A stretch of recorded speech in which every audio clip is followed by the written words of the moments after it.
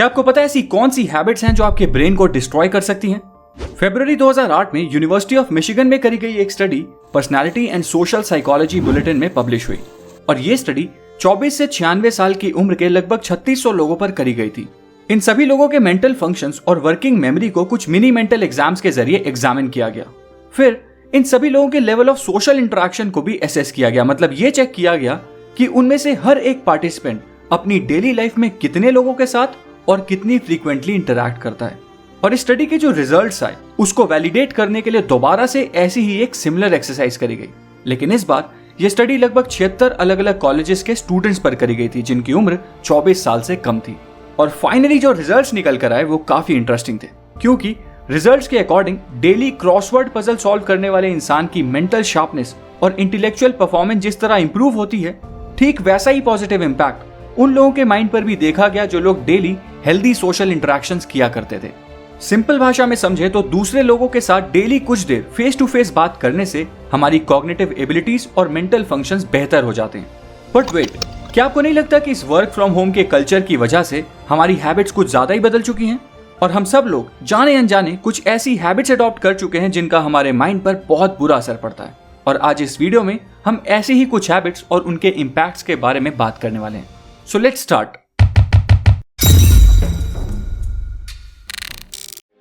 पहली हैबिट और उसके इम्पैक्ट को कहेंगे the brain drain of inactivity.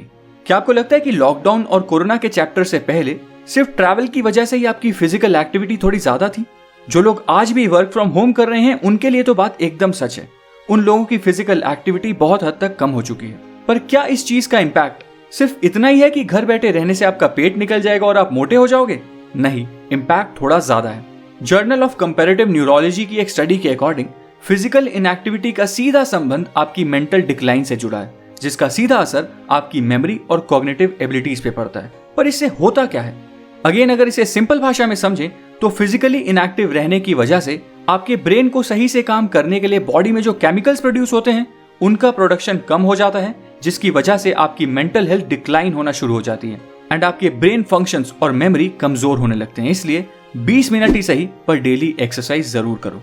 दूसरी बुरी हैबिट है ईयरफोन्स विद हाई वॉल्यूम।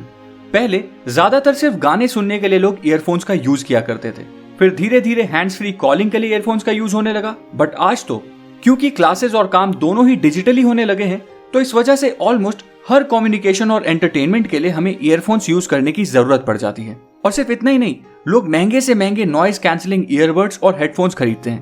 पर क्या आपको पता है कि इस हैबिट का असर आपके दिमाग पर किस तरह पड़ता है? जब भी आप म्यूजिक एंजॉय करने के लिए या किसी की बात को ध्यान से सुनने के लिए ईयरफोन्स की वॉल्यूम को फुल पर ले जाते हो, तो आपके कानों पर एक ऐसा अननेचुरल प्रेशर पड़ता है जिस प्रेशर को झेलने के लिए आपके कान बने ही नहीं है। और लंबे समय तक इस तरह की लाउड नॉइज सुनने की वजह से हियरिंग डिसऑर्डर्स और फिर आगे जाकर अल्जाइमर्स और ब्रेन डिमेंशिया जैसे डिसऑर्डर्स होने के चांसेस बढ़ जाते हैं। अब बात करते हैं तीसरी बुरी हैबिट और उसके इम्पैक्ट के बारे में, which is more screen time can negatively impact our mental and emotional wellbeing. ये बात तो हम समझ ही चुके हैं कि पहले के मुकाबले अब फेस टू फेस इंटरेक्शंस और लोगों से पर्सनली मिलना एंड बात करना बहुत कम हो चुका है। और दूर के दोस्त तो छोड़ो, कई बार लोग एक घर में होने के बावजूद भी एक दूसरे के साथ व्हाट्सएप पे बात करते हैं। हम लोग अब फोन और कंप्यूटर स्क्रीन पर बहुत ज्यादा वक्त बिताने लगे हैं। सुबह उठते ही और सोने से ठीक पहले भी हमारे फोन की स्क्रीन हमारी आंखों के सामने ही रहती है। पर क्या इसका असर सिर्फ इतना ही है कि इससे हमारी आंखें कमजोर हो सकती हैं? नहीं, अगेन इस हैबिट का असर भी थोड़ा ज्यादा है, क्योंकि एक्सेसिव स्क्रीन टाइम का डायरेक्ट असर पड़ता है हमारी इमोशनल वेलबींग पर।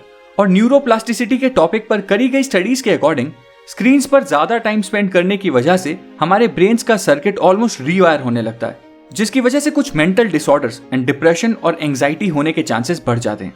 एंड इस बात को प्रूव करने के लिए ऑलरेडी कई स्टडीज करी जा चुकी हैं, जैसे कि ये आर्टिकल, ये और एक ये आर्टिकल। इसलिए अगर आप चाहते हो कि आपकी मेंटल हेल्थ ठीक रहे तो इन 3 मॉडर्न बुरी हैबिट्स को प्लीज अवॉइड करो। उम्मीद है आपको ये वीडियो पसंद आई होगी। अगर आपको ये वीडियो पसंद आई है तो इस चैनल को सब्सक्राइब करें, इस वीडियो को लाइक करें और बेल आइकन दबाएं फ्यूचर वीडियो अपडेट्स के लिए। Thank you.